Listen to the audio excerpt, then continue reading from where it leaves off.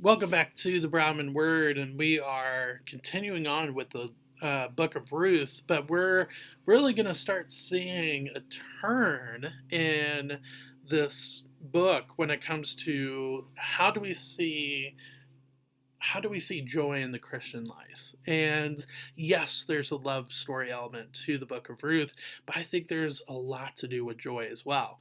Well, the first chapter was kind of a look at the danger of bitterness, which you would think would not go with joy, right? But now Naomi's life is about to turn. So go with me to Ruth chapter 2, verse 1. Now Naomi had a relative of her husband's, a worthy man of the clan of Elimelech, whose name was Boaz. And Ruth the Moabite said to Naomi, "Let me go to the field and glean among the ears of grain after him in whose sight I shall find favor." And she said to her, "Go, my daughter."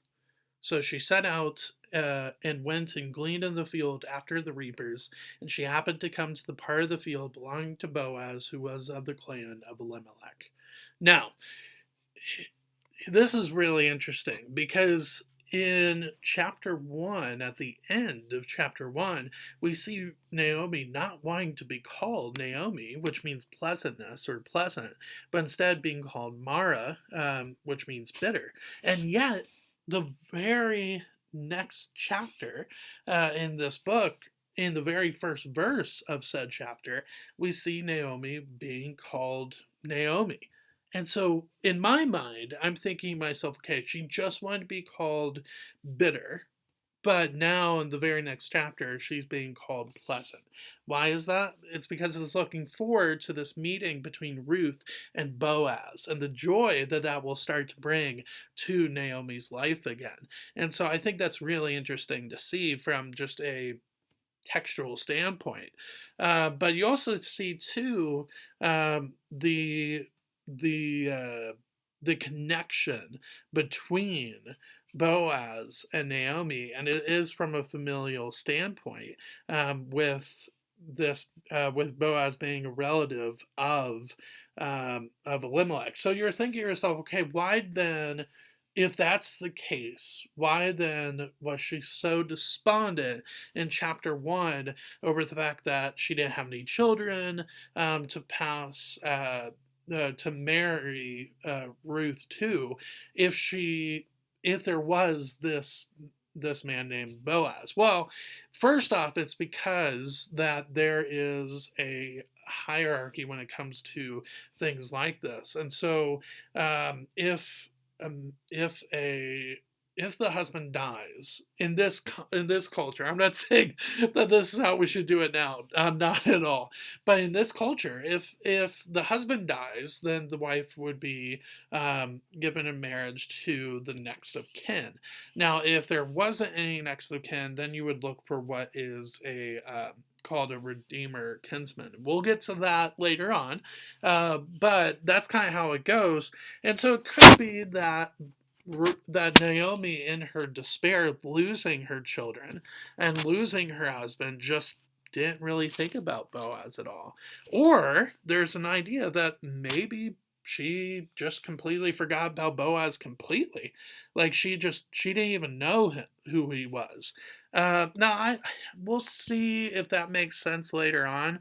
I Me personally, I think she was just so caught up in her despair of losing her children that she just wasn't thinking about Boaz as a redeemer kinsman. But we'll get to that later.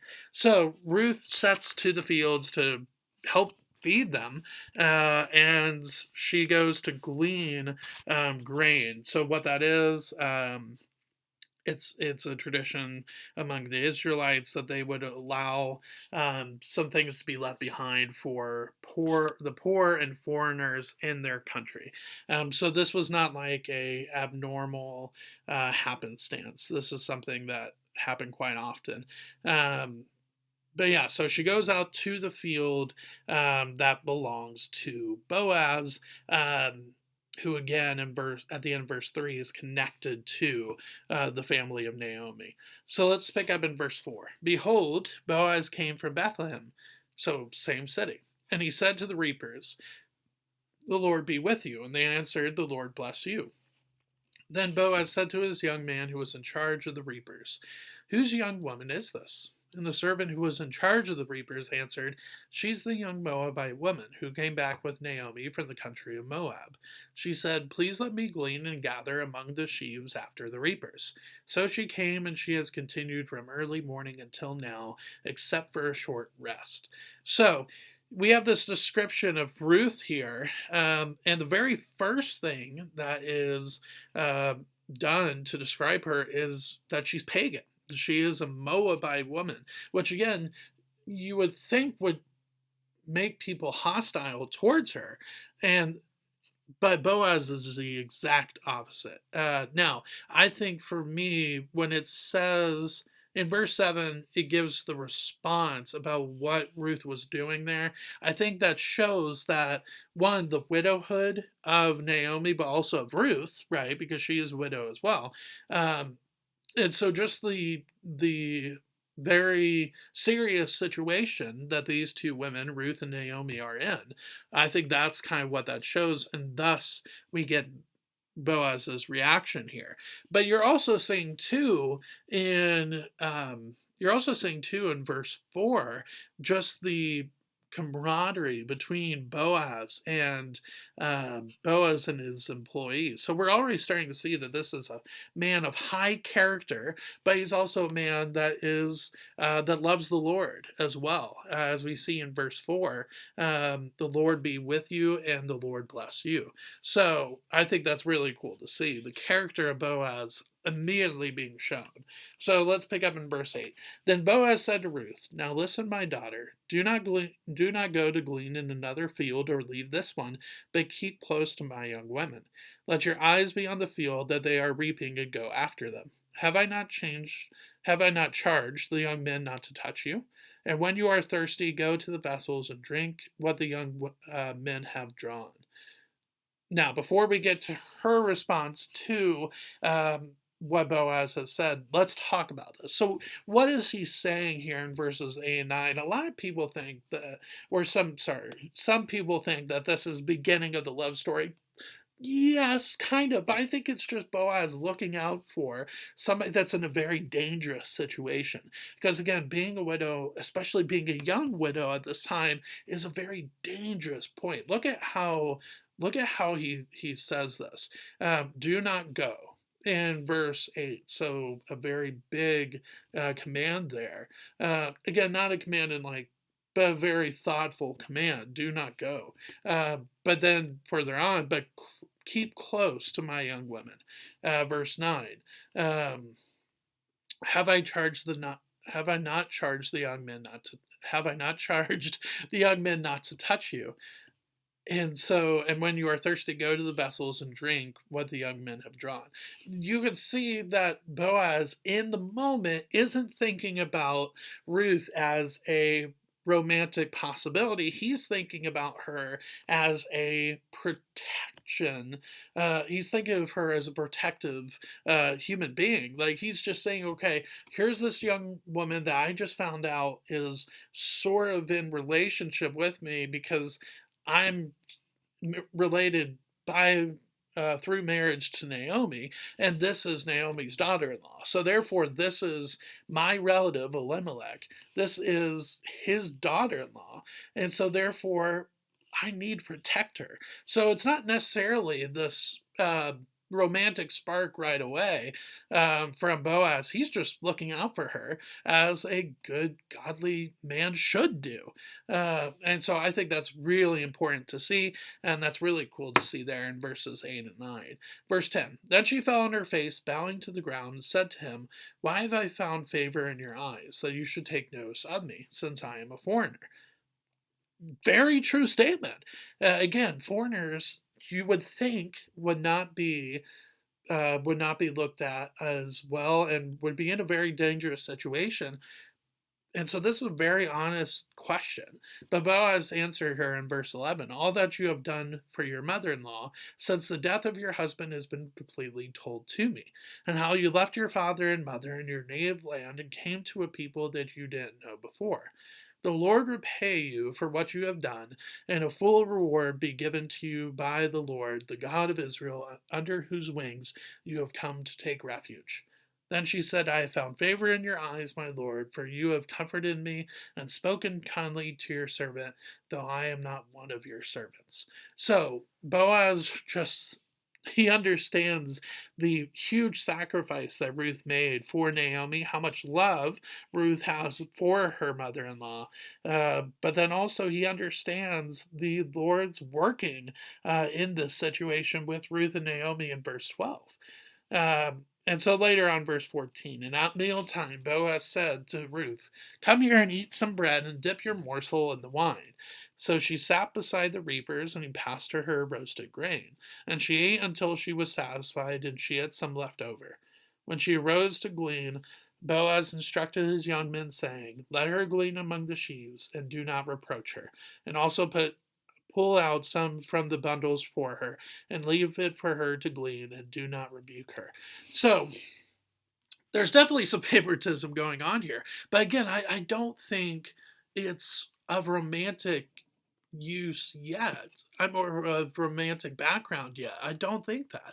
I think it is a protective instinct on Boaz's part, but I think it's also familial as well with Naomi. It's just, again, it's showing the character of Boaz and what a godly man should look like. I think that's what we're getting in chapter 2, what a godly man should look like.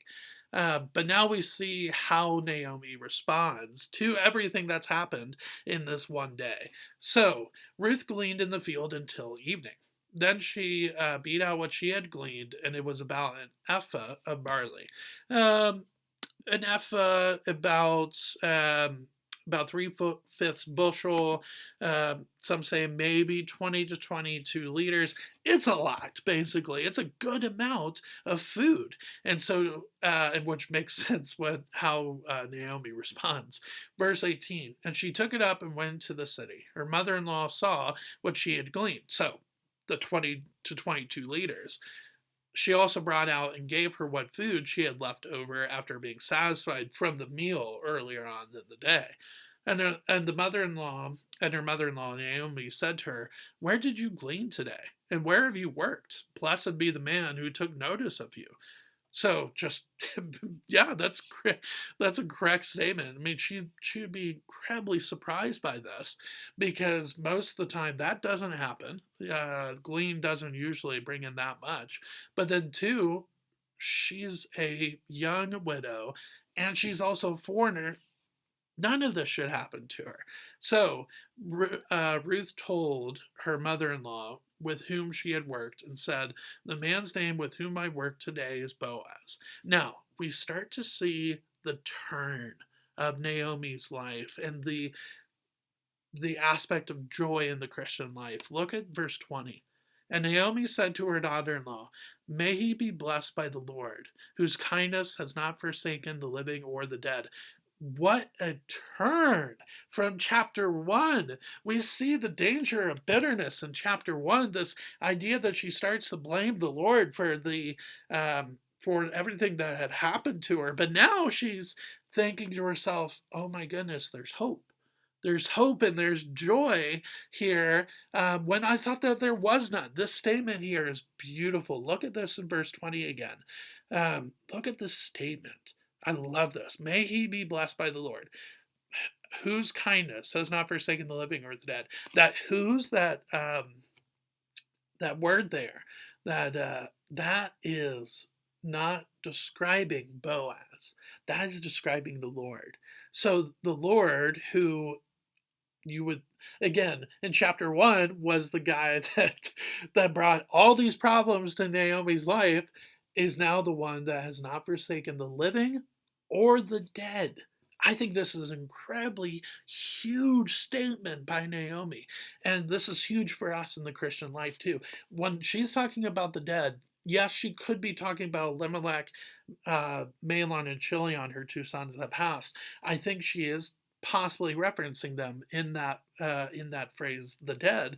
But I think too, she's talking about herself. She thought she was gone. She was done. There was nothing left to live for in life.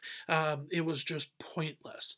But now the Lord does not forsake those who are living and thriving, but there's also the fact that the Lord does not forsake those who feel like there's nowhere else to go. And I think that's incredibly beautiful to see in verse 20. Well, let's continue on verse 20.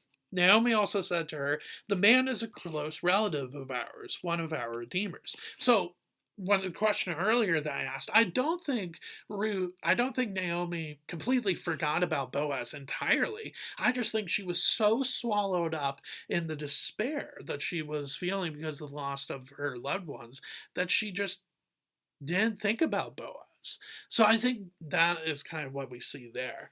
Verse 21. And Ruth the Moabite said, "Besides, he said to me, you shall keep close by my young men until they have finished all my harvest." And Naomi said to Ruth, her daughter in law, "It is good, my daughter, that you go out with his young women, lest in another field you be assaulted," which is sadly probably a very true statement in verse 22. Verse 23. So she kept close to the young women of Boaz, gleaning until the end of the barley and wheat harvest, and she lived with her mother in law.